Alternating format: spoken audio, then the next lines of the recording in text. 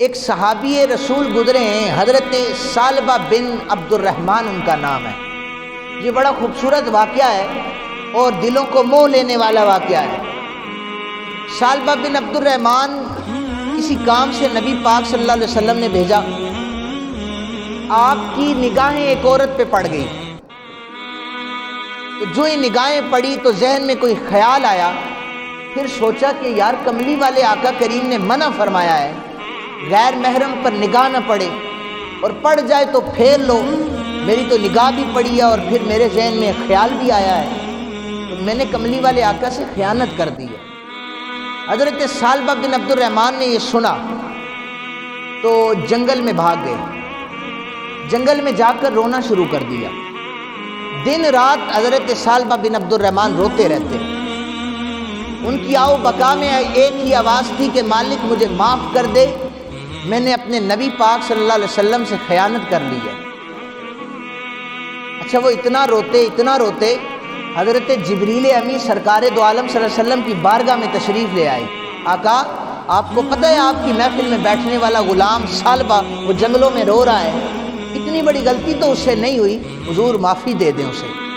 حضور نے فرمایا علی اٹھو، سلیمان اٹھو، جاؤ میرے ثعلبہ کو بلا کر لے آؤ، وہ جنگلوں میں رو رہا ہے اور تم نے اس کی خبر نہیں لی۔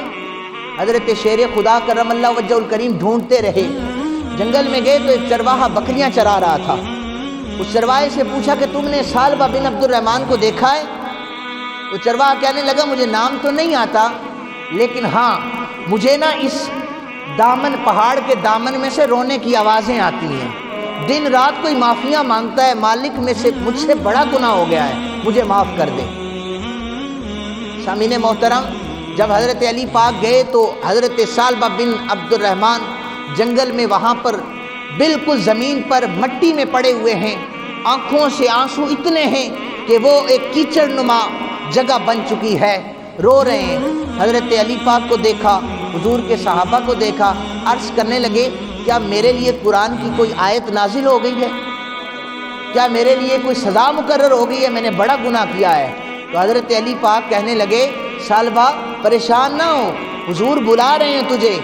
کہتے ہیں میں کس طرح حضور کا سامنا کروں، میرے سے آقا کریم کے احکامات میں خیانت ہو گئی ہے، میری نظریں بٹک گئی ہیں، میں کیسے حضور کا سامنا کروں؟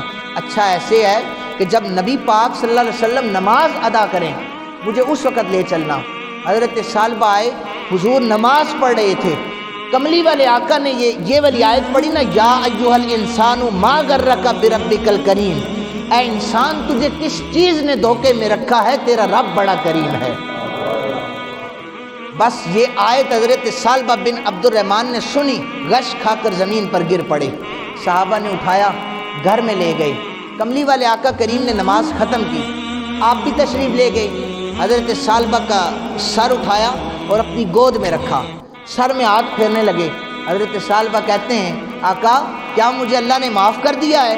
حضور نے فرمایا میرے ثعلبہ، میرے غلام، تجھے اللہ نے معاف کر دیا ہے، تو اتنا تڑپتا ہے، اللہ نے میرے پاس جبریل کو بھیجا ہے اور تجھے اللہ نے معاف کر دیا ہے۔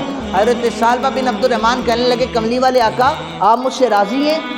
میرے غلام میں تجھ سے راضی ہوں، بس اتنا کہنا تھا۔ حضرت ثعلبہ بن عبد الرحمن نے کلمہ پڑھا اور ان کی روح پرواز کر گئی۔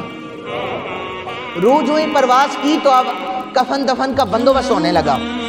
صحابہ کرام، حضرت ابو ہریرہ رضی اللہ تعالیٰ عنہ، اب وہ اس حدیث پاک کے راوی ہیں، وہ فرماتے ہیں کہ ہم نے دیکھا کملی والے آقا کریم ایک پاؤں یہاں پہ رکھتے ہیں، دوسرا پاؤں وہاں پہ رکھتے ہیں، بچ بچ کے چلتے ہیں، جیسے کیچڑ ہوتا ہے نا، بندہ اپنے ٹخنے وہ پنچے اوپر چڑھا کے چلتا ہے چھینٹے نہ پڑیں، حضور اس طرح چل رہے ہیں۔ یا رسول اللہ صلی اللہ علیہ وسلم سارے صحابہ سیدھے چل رہے ہیں، تو آپ ایک قدم یہاں پہ رکھتے ہیں، یہاں پہ رکھتے ہیں۔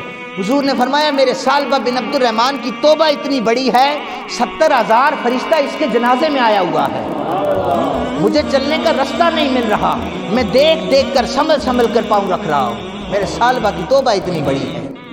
لوگوں یہ توبۃ النصوحہ، یہ توبہ ہوتی ہے جو سچے دل سے کی جاتی ہے۔ میں نے جمعے پر بھی عرض کیا تھا کہ انسان کی فطرت ہے وہ گناہ کرتا ہے، لیکن پھر وہ توبہ کرتا ہے۔ اللہ کو ایسا انسان پسند نہیں ہے جو گناہ پر ڈٹ جاتا ہے، اللہ کو ایسا انسان پسند ہے جو گناہ بھی کیے جائے اور اس کی بارگاہ میں جھک کر توبہ بھی کیے جاتا ہے، اللہ اس کی پھر توبہ کو قبول کرتا ہے۔ حضور نے فرمایا، حضور مسکرائے، ایک صحابی بار بار گناہ کرتے، پھر آ کر توبہ کرتے، پھر گناہ، پھر توبہ، حضور اتنا مسکرائے کہ وہ صحابی تو بار بار توبہ کرتا ہے، بار بار گناہ کرتا ہے؟ تو وہ صحابی عرض کرنے لگے، آقا آپ ہی نے تو بتایا ہے کہ اس رحمت سے مایوس نہیں ہونا، اس رحمت سے مایوس نہیں ہونا۔